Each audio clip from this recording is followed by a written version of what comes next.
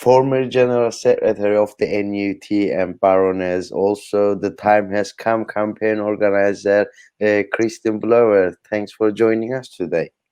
I'm very pleased to be here with you. Thank you. It's been 4 years already since the campaign is running in UK. Did you reach your targets during this period? What were you aiming at the beginning, and which point did you reach already? How effective the campaign was? We would like to listen the details from you. Okay, well, let me say that 4 years ago, when we started this campaign, it is true that freedom for Ocalan and the general Kurdish question had not been taken up very much by the trade unions in the UK. So it was important for us to have a motion at our TUC and to have a TUC-backed trade union campaign for the freedom for Ocalan. And I'm bound to say that in the beginning, we got the sign up from most of the big unions in Britain, and there was a reasonable amount of momentum in the campaign. And in terms of our targets, we've definitely met our targets in two very big activities we did. I'm sure that many of you know that we had a very big event at the Miners' Gala in Durham, which is a very big event. It's run by the mining unions. Of course, there isn't much mining left, but the miners' unions are still radical. And it's a community and political festival. And that was very good and expanded the knowledge and understanding of that campaign. And recently we had a fantastically good online rally. So I think in terms of the high spots of the campaign, we have made sure that freedom for Ocalan is brought to the understanding of as many members as attend those events. But I'm bound to say that COVID-19 has affected our capacity to organise, the same as it has everywhere.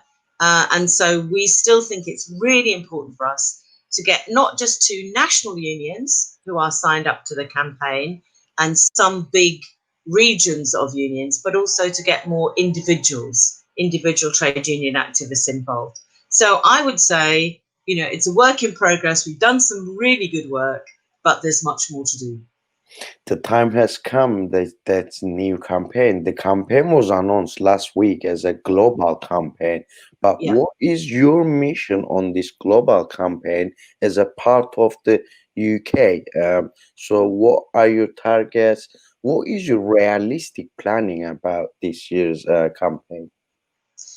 Well, I mean, of course, one of the things that we've tried hard to do in the UK is to draw the parallel between Öcalan and Mandela, because we know that huge numbers of trade unionists in the UK were involved in the campaign to free Mandela from prison. And so we want to make that parallel because we believe that Abdullah Öcalan, as the recognized leader of the Kurdish people and a great thinker, has that kind of stature and needs that kind of campaigning. So we're drawing that parallel, which I think is our members are understanding that very well.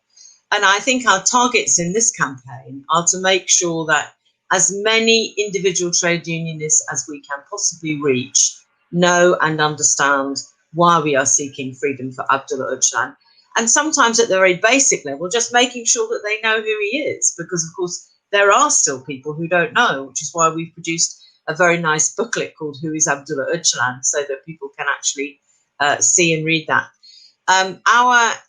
It's now a European and global campaign. And when we had our very big rally, online rally that we had, we did attempt to make that as global, as international as possible. And we had interventions from European unions, but also from South Africa, because of course our comrades in South Africa equally are keen to say there is a parallel with Mandela, and therefore they're happy to join us in this campaign. So we know that this is absolutely the time. 21 years, the time had come years and years ago, but the time has to be now that we have a big focus and say this is really when we absolutely need freedom for Abdullah Öcalan. You have mentioned Mandela, and you have also compared Mandela to Öcalan as well. So I would like to ask you that question very quickly. You have been in participating on the campaign for freedom for Mandela before, and you have compared Mandela to Öcalan on our earlier interview as well. Yeah. So this case is not only for freedom for Öcalan. Öcalan is also under isolation, and according to new sanctions, he will not be able to see his lawyers for the next 6 months now. So when we compare the two campaigns, do you think this campaign is a bit insufficient? Well, let me say this: the way that Abdullah Öcalan has been held in Raleigh has been completely unacceptable. Of course, there have been periods when he's been able to see his lawyers, but not for a very long time. And as you say, we understand he won't be able to see them for 6 months. Now, one of the things that we did in the Mandela campaign was to run a permanent presence outside the South African embassy, which of course is in a very it's in a very impressive place in London. It's right near Trafalgar Square. So it seems to me that perhaps we need some presence at some Turkish embassies around the world where it's possible for people to assemble outside their embassies, not on a 24-hour ongoing basis, but some focus there so that people understand that actually what the Turkish government is doing at the moment, the Erdogan-led Turkish government is doing at the moment, is simply unacceptable. People must and should have access to not just family visits, but absolutely access to their lawyers. So, I'm loath to say it's insufficient. What I would say is we definitely need to do much more work, and we will try our very best to come up with both creative ideas, but also to make sure that we get to more people. And what is your call and the message to communities about the Time Has Come campaign?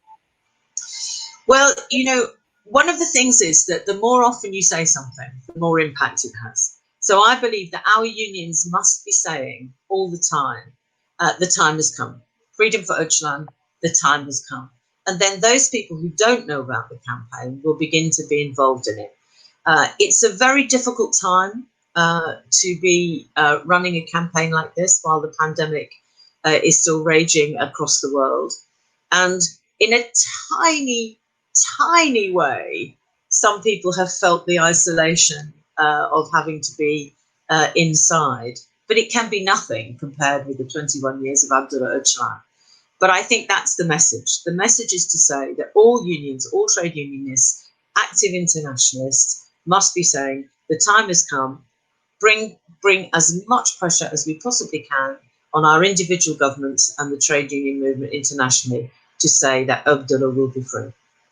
Dear Baroness and former General Secretary of NUT and the Time Has Come campaign organizer, Christine Blower, thanks for joining us. Thanks for your comments today. Thank you very much.